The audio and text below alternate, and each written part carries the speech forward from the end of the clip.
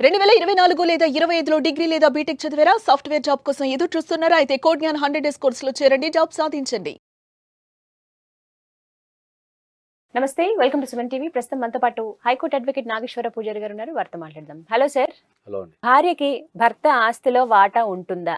ఇదొక క్వశ్చన్ మేజర్‌గా వినపడుతోంది. సో ఒకసారి లీగల్ ప్రొవిజన్స్ ఏమున్నాయి? లీగల్‌గా వీటి గురించి మాట్లాడదాం. నిజంగా భార్యకి భర్త ఆస్తిలో వాటా ఉంటుందా అండి? భర్త బతుకున్నప్పుడు భార్యకు భర్త ఆస్తిలో కానీ లేదా అత్తామామల ఆస్తిలో కానీ వాటా అనేది ఎప్పుడు ఉండదు. కాకపోతే అందరూ ఏమనుకుంటారు అంటే ఏంటంటే నేను భార్యని, నీ ఆస్తిలో నాకు వాటా ఉంది, నాకు ఇవ్వాలి అని కానీ, లేకపోతే చాలామంది మా తరపున ఉన్న అమ్మా నాన్నలు కానీ లేకపోతే ఇంకా సమాజం జనరల్గా ఏం మాట్లాడుతుంటుంది అంటే నీ ఆస్తులని లాక్కుంటాం, గుంజుకుంటాం, అది అది అని చెప్పేసి మాట్లాడుతూ ఉంటారు జనరల్గా. సో ఎక్కడా కూడా మనకి ఈ రోజు వరకు భారతదేశంలో అయితే భర్త ఆస్తిలో వాటా ఇవ్వాలి అని కానీ లేకపోతే అత్తమామ ఆస్తిలో వాటా ఇవ్వాలని కానీ మన భారతదేశంలో చట్టం అయితే లేదు. కాకపోతే ఎక్కడన్నా ఏదన్నా out of the court settlement జరిగినప్పుడు కానీ, పెద్ద మనుషుల పంచాయతీ జరిగినప్పుడు కానీ, కాంప్రమైజ్ అయినప్పుడు కానీ ఆమె కాంపన్సేషన్ కింద ఆ కాంపన్సేషన్ కింద నగదు ఇవ్వకుండా, పూర్వకాలంలో ఏంటంటే అప్పుడు అంతా ఇంత నగదు ట్రాన్సాక్షన్స్ లేకుంటుండే కాబట్టి, ఇంత వ్యవస్థ పెరగలేదు కాబట్టి వాళ్ళకున్న ఆస్తిలో కొద్దిగా భాగం ఓ ఇల్లు కానీ లేకపోతే పొలాలు కానీ ఇస్తుండే. అక్కడి నుంచే ఇది మనకు ఆ నానుడి పుట్టుకుంటూ వచ్చింది తప్ప చట్టపరంగా ఎక్కడా కూడా భార్యకు భర్త ఆస్తిలో కానీ అత్తమామల ఆస్తిలో కానీ రైట్ లేదు. అందరూ అదే అంటారు, ఏమంటారు మరి ఆస్తిలో ఆట లేకపోతే మరి ఎందుకు సార్ ఇదంతా అని చెప్పి అంటారు. అంటే మీదే కదా ఇప్పుడు భార్య కాబట్టి అని అంటారు. సగభాగం. భార్యకు భర్త మీద ఏం రైట్స్ ఉన్నాయంటే ఏంటంటే భార్య మెయింటెనెన్స్ తీసుకునే హక్కు ఉంటుంది. భర్త దగ్గర నుంచి మెయింటెనెన్స్ తీసుకునే హక్కు ఉంటుంది. దాని తర్వాత ఆమె ఏదన్నా లాస్ అయితే, భర్త వల్ల ఏమైనా లాస్ అయినా లేకపోతే ఆమె ఏదైనా హరాస్మెంట్కి గురైనా ఆమె అలిమని తీసుకునే హక్కు ఉంటుంది. అలిమని తీసుకునే హక్కు ఉంటుంది. కాంపెన్సేషన్, ఇప్పుడు ఎవరన్నా ఒక అమ్మాయి పెళ్ళికి ముందు పని చేస్తుంది, పెళ్లి వల్ల ఆమె జాబ్ మానేసింది అనుకో, దానికి సంబంధించిన కాంపెన్సేషన్ తీసుకునే అవకాశం ఉంటుంది. తర్వాత ఆమె ఏమన్నా వాళ్ళ పుట్టింటి నుంచి కనుక స్త్రీధన్ కనుక బంగారం కానీ లేకపోతే ఏమైనా ఆస్తులు పట్టుకొచ్చినప్పుడు వాటిని కూడా తీసుకునే హక్కు ఉంటుంది. ఒకవేళ స్త్రీధన్ బంగారం తెచ్చింది అనుకుందాం, అది తీసుకునే హక్కు ఉంటుంది. అంతే తప్ప డైరెక్ట్గా ఇప్పుడు నీకు ఇంత ఆస్తుంది నాకు దాంట్లో వాటా ఇవ్వు అని అడగనికి లేదు. కాకపోతే మెయింటెనెన్స్ వాళ్ళ లైఫ్ స్టైల్ తగ్గట్టు వాళ్ళకున్న సంపాదన బట్టి, వాళ్ళకున్న ఆస్తులను బట్టి, దాని మీద వచ్చే ఇన్కమ్ని బట్టి నాకు ఇంత మెయింటెనెన్స్ ఇవ్వండి, నాకు 1,00,000 రూపాయలు ఇవ్వండి, 50,000 ఇవ్వండి అని మెయింటెనెన్స్ అడిగే హక్కు మాత్రం 100% ఉంటుంది. ఓకే. ఇందాక మీరు మాట్లాడంటే ఫస్ట్ అన్నారు భర్త బతికే ఉంటే ఎలాంటి హక్కు ఉండదని. ఒకవేళ భర్త చనిపోతే సార్ అలాంటి ఇది చాలా మోస్ట్ ఇంపార్టెంట్ పాయింట్ ఏంటంటే భర్త చనిపోయినప్పుడు మాత్రం డెఫినెట్లీ భర్త పేరు మీద ఏమేమి ఆస్తులు ఉన్నాయో లేదా భర్తకు ఎక్కడెక్కడ తల్లి దగ్గర నుంచి కానీ ముత్తాతల నుంచి వచ్చిన ఆస్తులలో భర్తకు ఏమేమైతే వస్తాయో అందులో ఏమో కంపల్సరీ వాటా ఉంటుంది. చనిపోయినప్పుడు డెఫినెట్లీ వాటా ఉంటుంది. ఏం రాసినా రాయకపోయినా ఏం చేసినా భర్త పేరు మీద ఆస్తులు ఉండి కానీ లేకపోతే భర్తకి ఎక్కడన్నా వాటా వచ్చేది ఉంటాయి కానీ ఆ భర్త పేరు మీద ఆస్తుల మీద ఆయనకి ఎక్కడన్నా వాటా వచ్చి ఉంటే, ఎక్కడన్నా తల్లిదండ్రుల దగ్గర నుంచి కానీ ఇంకెక్కడ నుంచి కానీ వాటా వచ్చి ఉంటే ఆ వాటాలో ప్లస్ భర్త పేరు మీద అన్ని ఆస్తుల మీద ఆయన ఏం రాయకుండా చనిపోతే కంపల్సరీ భార్యకు అందులో వాటా వచ్చేస్తుంది. దాన్ని ఎవరు కాదనలేని నిజం అది.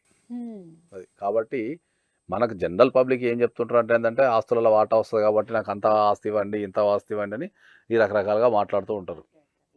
కానీ వాస్తవానికి ఏంది, ఎక్కడ కూడా భార్యకు భర్త ఆస్తులలో హక్కులు ఎక్కడ ఉండవు. భర్త అప్పటికప్పుడు ఎర్న్ చేసుకుని, ఇప్పుడు చాలా మంది ఉద్యోగం సంపాదించి ఇల్లు కట్టుకోవడం చేసుకుంటారు కదా సార్ నార్మల్ గా, వాటిల్లో కూడా ఉండదండి. ఎక్కడ కూడా ఎప్పటికప్పుడు ఎర్న్ చేసుకొని అంటే ఆయన కష్టపడి సంపాదించుకున్న దాన్ని సెల్ఫ్ అక్వైర్డ్ ప్రాపర్టీ అంటాం మనం. ఆస్తులు 2 రకాలుగానే వస్తాయి. ఒకటి సెల్ఫ్ అక్వైర్డ్ ప్రాపర్టీ ద్వారా వస్తుంది, లేదా మనకు తరతరాల నుంచి వచ్చిన ఆస్తి మనకు వస్తుంది. సో ఆస్తిలో కానీ ఈ ఆస్తిలో కానీ ఏ రకమైన ఆస్తిలో కూడా భార్యకు వాటా ఉండదు. అసలు ఆస్తిలో వాటా అనేదే ఉండదు. ఆమె ఏమైనా మెయింటెనెన్స్ తీసుకోవచ్చు, అలిమనీ తీసుకోవచ్చు, కాంపెన్సేషన్ తీసుకోవచ్చు, ఏదైనా ఇష్యూ జరిగినప్పుడు కాంపెన్సేషన్ తీసుకోవచ్చు.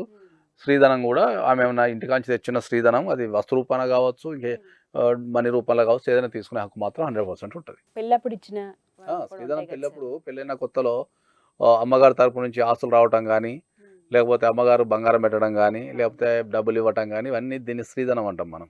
అంటే స్త్రీకి ఇంటి దగ్గర నుంచి వచ్చిన వాళ్ళు ఇంటి దగ్గర నుంచి పుట్టింటి వాళ్ళు పెట్టింది కాబట్టి దాని మీద ఆమెకే సర్వాధికారాలు ఉంటాయి. కాబట్టి దాన్ని ఆమె కవర్ చేసుకునే అవకాశం డెఫినెట్లీ ఉంటుంది. తర్వాత మళ్ళీ ఆమె ఏమన్నా ఇంటి కోసం ఖర్చు పెట్టినా కూడా ఆమె సాలరీ ద్వారా కానీ వాటి ద్వారా కానీ ఆమె రికవరీ చేసుకునే అవకాశం ఉంటుంది.